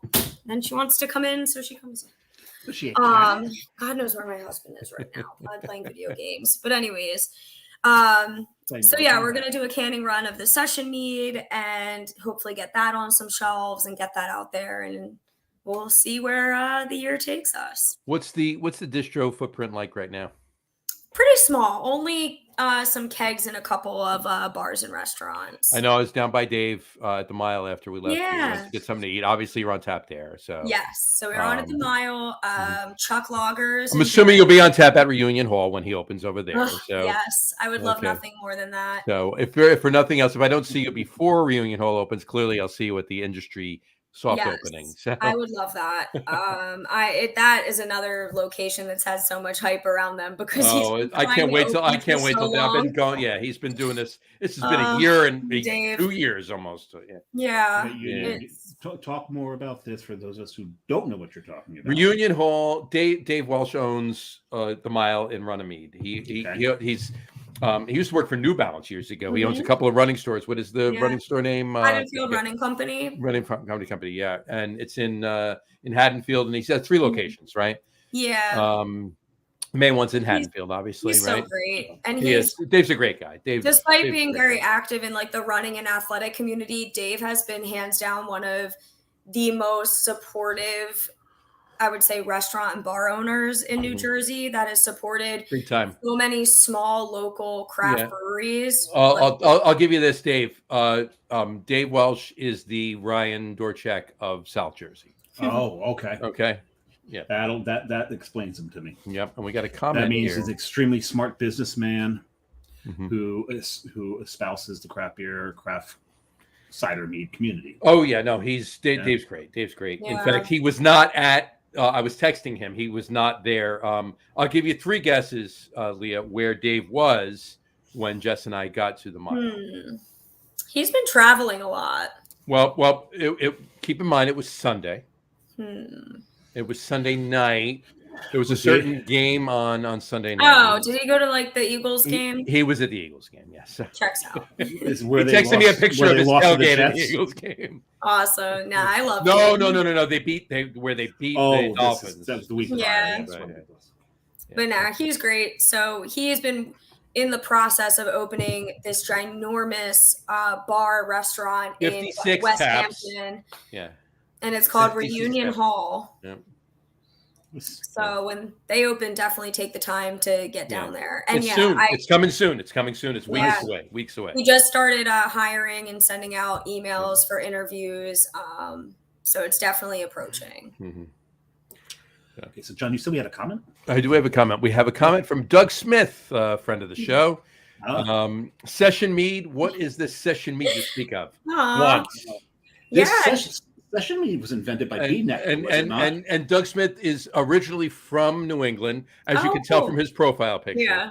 Very excited after the result this weekend. Very excited after the result this weekend. Yes, him and John together. Yes, absolutely. John called the win, actually. He did. On Facebook. He called it. He did. Yeah, he called it. He called it. But then again, he calls them to win every game, so that doesn't really count. No. I know, I'm kidding. He's as pessimistic about the Patriots as I am about the Giants. So, and both teams won this weekend. This is true. Surprisingly. Yeah. No, Session Mead. I think Bee Nectar was like the first to actually put out Session Meads on a larger scale. Yeah, definitely. Yeah. And they've dialed back the ABV. Mm-hmm. What they're doing is the way Bee Nectar has done it, and other meaderies that I've known of, is they've added more flavors. They can add more juices. There's many ways to drop that ABV, but while doing it, you add flavor. And it's you can do a lot with these. A lot of the peanut butter and jelly meads out there were Session Meads. Mm-hmm. You're not going to find the high octane peanut butter jelly mead. That sounds awful. And it's very common too that you're seeing a lot of the meaderies that are distributing. They are more along the lines of like a Session Mead. They're not really distributing their 13.5% meads all the time. Like they're more so putting out product that people can drink more of and not be absolutely obliterated. Well, they're trying to compete with the hard seltzer, take self away from that. And what are the cocktails in the can called, John? You've got the acronym for that. That's RTDs, ready to drink. I like that. So they're more in that world, competing. I think they're competing more in that world than they are in the beer world. Yep. Oh no, they are. They're definitely competing against the seltzers and the RTDs and the ciders I feel and like the RTDs. Too, like a lot of the wine drinkers definitely gravitate towards mead. But make no mistake though, the RTDs and the ciders and the seltzers, mostly the RTDs and the seltzers. Nothing at ciders, but not group. I'm grouping ciders and meads and session meads into that because it is part of it, but for all intents and purposes, it's mainly the RTDs and the seltzers are taking some market share away from craft beer. Oh, we will be discussing that in a few weeks. And we will be discussing that in 2 weeks from tonight with the Don of Beer. Don Say, writer for Forbes magazine, actually. So he's also one of the most unapologetic punsters you're ever going to come across. Yes. And he does the All About Beer podcast with John Hall. So he has our. This is the second podcast that John Hall does, but John Hall also does the Steal This Beer podcast with somebody who shall remain nameless. It's funny because the one podcast, my condolences go to John Hall. Absolutely. And the other one goes to Don Say. There's a hierarchy of. There's a hierarchy, right? Exactly. And all of these people have been on this podcast. So we'll make fun of all of them. We will make fun of them all of them. It doesn't matter. There's no holds barred. There's no favoritism. Not at all. Not at all. Exactly. Not even to ourselves. That's besides the point. All right. Let's do our top threes. Oh, we do have that. What are they again? Top threes tonight is top 3 ciders not brewed in New Jersey. Top 3 ciders not brewed in New Jersey. And we did this because we didn't want to clutter anything with Armageddon. And show or pick something over or anything or pick something over. Yeah, no, we don't want to do that. So stay out of the state. Yep. Top 3 ciders not brewed in New Jersey. I think this is going to be the hardest. I wonder. Let's see who this is going to be the hardest for. So let's start with Leah.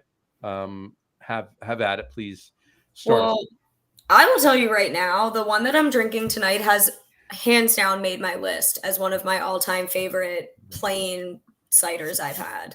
Nice. This has been really, really good, and I'm really mad I didn't get more of it and also save more trees. And and what is that? So this one is the Finger Lakes Cider House. It's just a basic semi-dry cider, and it is so freaking good. Like, it's definitely one of the best ciders I've had out of all the ones I've bought outside of New Jersey. And the more you buy, the more they go Johnny Appleseed, right? Yeah. I need more trees. I need to go back to New York. I need to get more. And it's funny, Johnny Appleseed, when he was actually planting all that out there, he was actually doing it for cider. Oh. Cider was actually, cider and beer was a very divisive thing in the country for a while. They were used for political reasons. Where cider was more agrarian and rural, and beer, became very popular as people migrated to the cities. during the Industrial Revolution, and also during the Industrial Revolution, you got more German and Irish immigrants.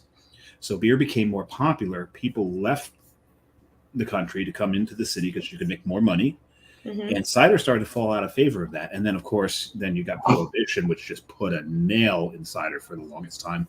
That's why the cider industry, the hard cider industry, as we call it in the U.S., is taken some time to catch up. Oh, it's just getting started. Yep, just getting started. It is just getting started. So, and if they can start copying some of the stuff that, the cider making techniques in Europe, and start delivering some of these dry ciders, I think they'll find a niche, they'll find a market. And, like we mentioned, they're competing more against the seltzers than anything. Yeah. Oh, absolutely. Because to be fair, it's a whole gluten-free market. And I feel like people are looking for more gluten-free options. And what else do you have besides hard seltzer? Yep. So it's cider, there's mead. Yeah. But, people are more suspicious of mead than they are cider. A little bit. Well, especially if you're looking at something that says 13% versus 4.5%, 5%, I'd be a little skeptical too. Yeah, it's hard to be drinking all night when you're basically drinking full bottles of basically wine. Yeah, definitely. Yeah, pretty much, exactly. All right, so obviously you have your Finger Lake Cider House. That's the dry cider, you said. Others? To be fair, I feel like I really have, outside of Armageddon, I haven't found ones yet that I think compete with this. I know for a fact the one that I had one peach one back at the Referend. I guess now they're Pennsylvania, and I don't know if they even still do cider, but that was forever one that is chef's kiss. But yeah, I haven't drank too much based outside of New Jersey or PA or New York. Thanks. I guess we could say my black cherry from Mackenzie's, because that made an impact for sure. Oh, that's fair. Yeah, and enough. I mean, Graft is what, New York, right? Graft, I think, is in New York. Graft is New York. Yep. Yeah, they did like a weird, it was like cranberry and a herb also, or a spice or something also from forever ago. It was like a seasonal one, I think. Cranberry and herb. Yeah, that's cool. Yeah, Graft, like I said before, Graft makes I don't know if I put that into Untapped, because I barely use Untapped anymore. Is it but on that there? was so long ago. Oh yeah, Newburgh, New York. They are New York. I couldn't remember if they were New York or Vermont. They're Newburgh? Yeah. Nice. I like Newburgh. I didn't know that. No. Right across the river from Beacon. Beacon's got some really cool places to drink. They do. Newburgh. No, Beacon has Hudson Valley. Hudson Valley. I mean, right there. That's Industrial Arts opened a space up in Beacon too. Oh, that's right. Because Beacon's, I mean, it's been growing, and it's a fun place. They've got the only Doctor Who themed tea house, I think, in the world. Mm-hmm. Definitely in this country. So that'd be something to get to. Mm-hmm. There's one place up there that I love drinking at. They've got a gastropub. Can't remember the name of it. Oh, you know what? It might have been their Moscow Mule one. Oh. Thinking of. They did a Moscow Mule one, and they called it Birds of Paradise. And it was with ginger, lime, and hibiscus, and it was only a small batch. That, I think, is the one that I'm thinking of by looking at the can. No, the place I like drinking, there's Beacon, Melzinga. Melzinga, yes. Urban lime and hibiscus. And that was a Graft. That's Graft. Yeah. Graft. I'm looking at my way back Untapped ratings. That was one that I raved about. Nice. Their Moscow Mule. Birds of Paradise. Birds of Paradise. All right, what are yours, Dave? Well, I told John even before the show when we came up with the top three topic that my top three might very well come out of what I drank tonight. And I think I was correct. I do got to give a couple of honorable mentions. Leah, you said it earlier when you're talking about them using the press, and there's like apple guts and pear guts all over the place. Yeah. Pear cider. Well, pear cider is wonderful. The only one that I know is Ace. So Ace is kind Pears is okay. Ace is okay. Original Sin, if you haven't had that. I've not had that one. They do a decent pear. Okay. I'll have to look into that one. I do like pear ciders. Apparently you guys do pear ciders. Eventually, yeah. Eventually. Right now they're not in season. Gotta get some pear ciders. Gotta get some pears. That of aforementioned Bosque. I'm not sure that Bosque is what's used for pear ciders. I don't know. That's a good question. I don't know if Christian, dabbles in multiple pears like he does apples or not. But There's the Bosque, Bartlett. And those are the only two varieties of pear that I can mention off the top of my head. There you go. I'm sure there's more out there. But at any rate, so that's kind of an honorable mention. Two of my three are actually going to come from what I drank tonight. Number 3 is going to be Zombie Killer. Zombie Killer is just... And he did not drink that tonight. I did not drink that tonight. Like I said, so the number 3 is something I've had in the past that has not been surpassed by more than 2 other things that I've drank. Number 2 is sitting right here. The Aspall. This is... The Brits know their cider. They really know their cider. If you really want to get into European ciders, non-U.S. ciders, start with the Brits. Do yourself a favor. They really, really know. I mean, that French one, I really did love that French one.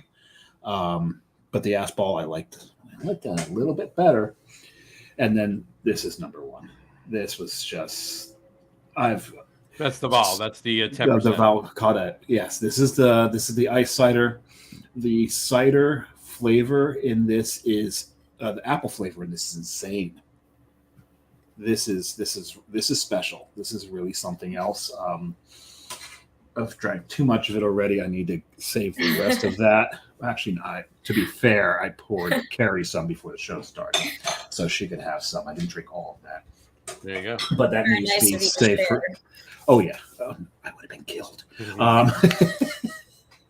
We brought that together in Montreal. It would have been rude of me. It would have been rude. It would have been very, very, very rude. And John knows I am a rude individual as far as my sarcastic comments are concerned. But when it comes to sharing and stuff like that, one of the least rude people. Absolutely. Yes, I am not that rude. So not at all. Anyway, but that's got to be my number 1. That was an apple bomb.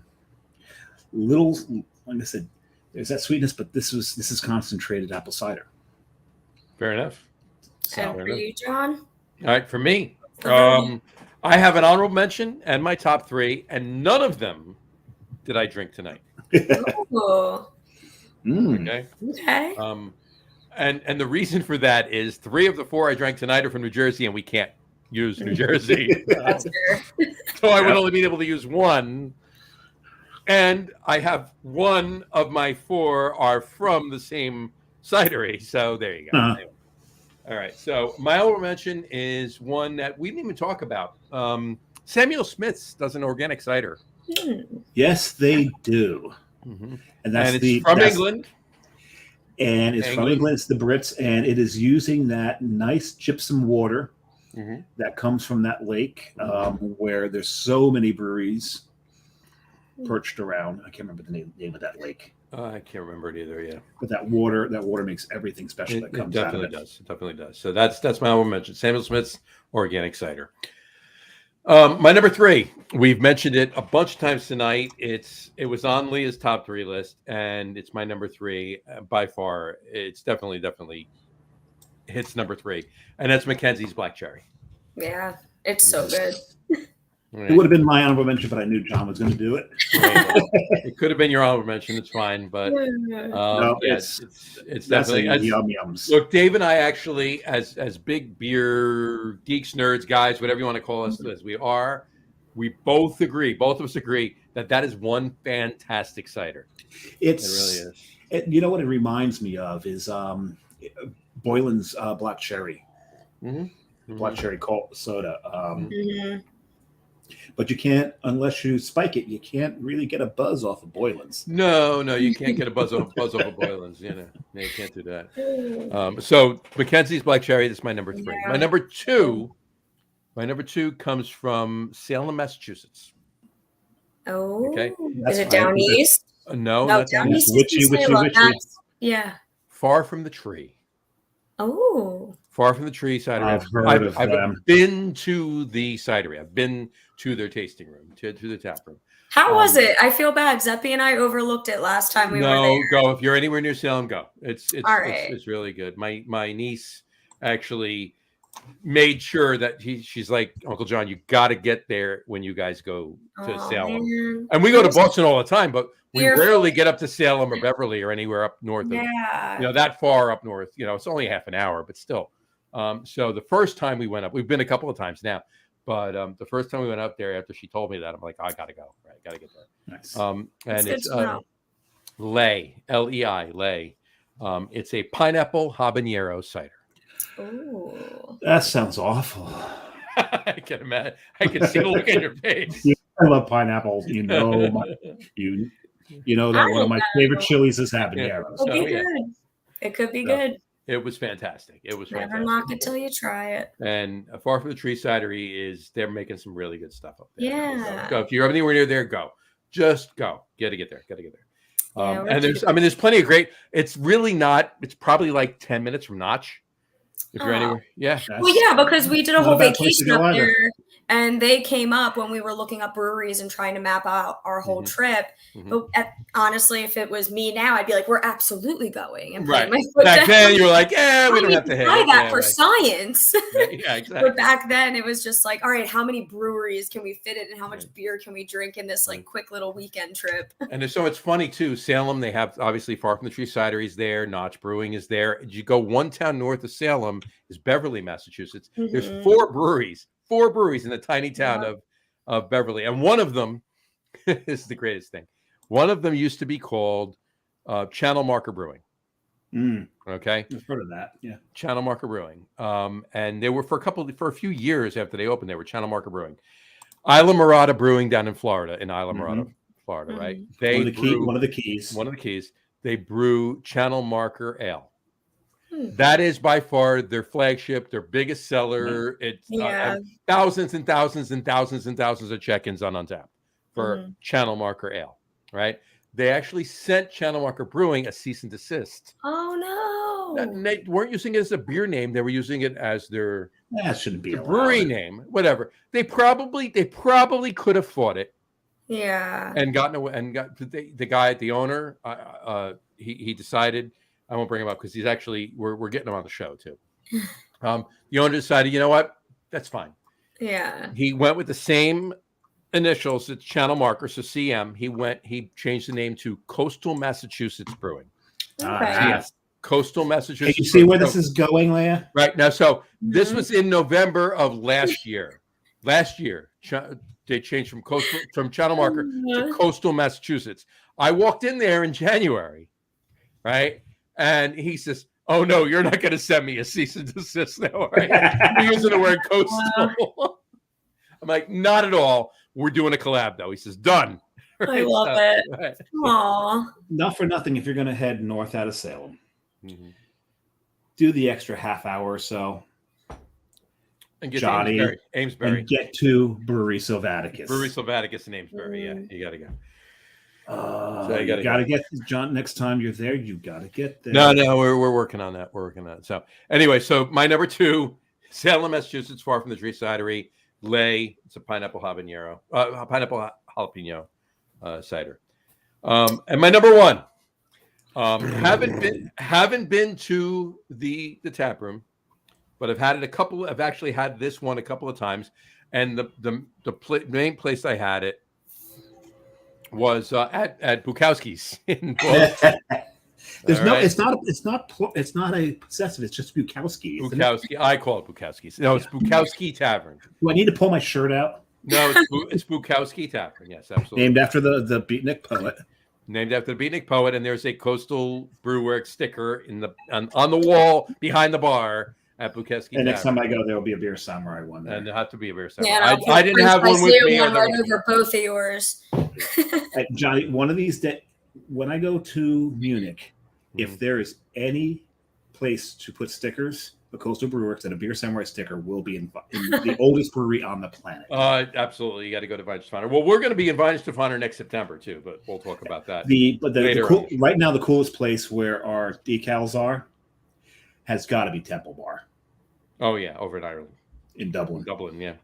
So anyway, my number one is in Rollinsford, New Hampshire. Okay, North Country Hard Cider Company. I've never. I like that name. Yeah, I've never heard of them. It's their hard cider aged in flag, rye, and bourbon barrels. So it's a rye and bourbon barrel aged hard cider. How does the cider hold up to the? It was delicious. Did it still taste like a cider, or did it taste more like a whiskey? It tasted. I'll answer that. Or did it taste like? Did it taste like Laird's? It tasted no. It didn't taste like. You know what? It wasn't far from Laird's. Okay. I got to be honest with you. It was probably close. They can say that it probably was close to that. The caramel notes I was getting out of the pumpkin jack, clearly without the pumpkin spices of the pumpkin, but just the caramel notes. There were heavy caramel, wood, vanilla, oak, of course, notes to it, and it was fantastic. I've had it twice. I had it at Bukowski, and then like 2 years after the first time I had it, I was in there again, and they had it, and I checked on time. I'm like, yeah, I'm having this. Again. I had it again. They had it. So it was and it was fantastic. So that's my number one. Very nice. There you go. Very cool. I like that. It's different, I feel like, than everything else. And it's one of the reasons that I asked you, because I've had a couple of bourbon barrel aged. Yeah. That's the only rye barrel aged. I'll keep my eyes open for you. Yeah, you know what? Yeah, I mean, I'll get my hands it does. on it. It depending. I mean, if you obviously the ABV holds up, or obviously, Yeah. right? Like what was that one? I just pulled that up. Hold on. Oh, that was only 7.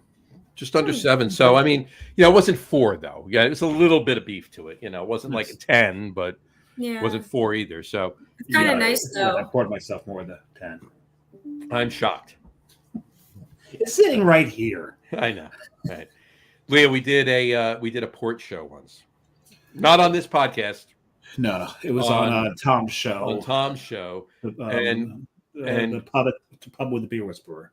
The pub with the beer whisperer, yeah. And I had 5 pours of ports, and Dave had 6, and then an additional 2 of one particular. So yeah, that was, and he just kept. Tom and I were talking, and Dave just kept pouring the same port. And then was that the one he fell asleep on? No, it wasn't. No, I was fine on that one. Now you got me looking at my port over there. Yeah. Well, port you can have after cider. That kind of it does work. Though one of the bottles that I have sitting over there right now is empty. That's the presidential 20-year-old Tawny. Exactly. So anyway, all right. Anything in the immediate future for the next couple of weeks that you want to get people down, and like we'll even repost it if you want to Armageddon, that you want to let people know? Yeah, I mean, honestly, if you're out by the Two Bridges events, definitely pop in and try to visit us there. Keep your eyes open. Us? You're not going to be there. I won't be there, but Armageddon will be there. She'll be in the tasting room. She'll be in the tap room. I will. So if you don't want to go there, you can come hang out with me in the tasting room. But yeah, no, I mean, honestly, shoot us a follow on social media, and Armageddon Brewing, either on Facebook or Instagram. Definitely trying to keep everything as up to date as possible for any upcoming events or releases. Yeah, I mean, as of now, it's my new home, and I'm getting settled in as best as I can. I already. You've been there what now? Was it 3 weeks now? Three and a half weeks? About 3 weeks. So it's been great. And I feel like you guys even taught me about some stuff about cider, which has been awesome and exposed me to some new things to now go explore and try to get my hands on. So I appreciate it. And the tap room space is amazing. I do have to say, I really like the vibe in there. You walk in, it's a really decent size. It's a nice tap room. Yeah. I really do like it. And Yeah, what's I go cool down is there.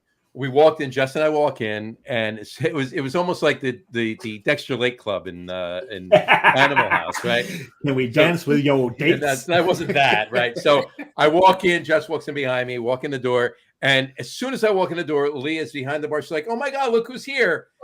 Everybody in the tap room, everybody in the tap room stopped what they were doing and turned and looked at the door.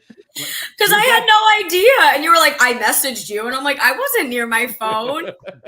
And seeing you in my neck of the woods is like a very rare occurrence. And I know like days in advance. So I know like, oh, cool, he'll be here so I can try to get there. Right. So it was a very nice surprise. So I appreciate you visiting me. Anytime. Of course. I get down because as long as I've been in the craft beer world in Jersey, I've not been to Flying Fish's new facility. It's a beautiful space. It is. It is. So It's I've really, got to really get big. there. And if you're that close, yeah, absolutely. And mechanical's not that Let's far put off. it this way. Not that Gene wants people to park in his lot and then leave the car Just there and walk walk over. somewhere else. But you could. But you can. It's Yeah. like not even 500 feet. It's like I may just wind up doing that, especially if there's a Yeah. geocache around. there you go. Just And if you go there, Dave, the mile is only 10 minutes away. Okay, and Reunion Hall is probably going to be 15 minutes away once it opens, and honestly, probably less than 10 minutes away is Tonewood's new location in Barrington. Yeah. Oh, I say you know new what? location. Like, They've been right across there. the street from there is the Rail. It's the Rail, old right? Yeah. Tavern, and that Yeah. is like I think I'm going there for lunch tomorrow with. There you go. And, oh God, you know I like Tonewood. There you go. Yeah. So I say their new location. They've been there a year and a half now. I say they're Well, it's new compared to the other ones. It's Still new new, compared yeah. to Oakland. Yeah, it's new Yeah. compared to Oakland, right? So, But I'm forever. that's where I've been.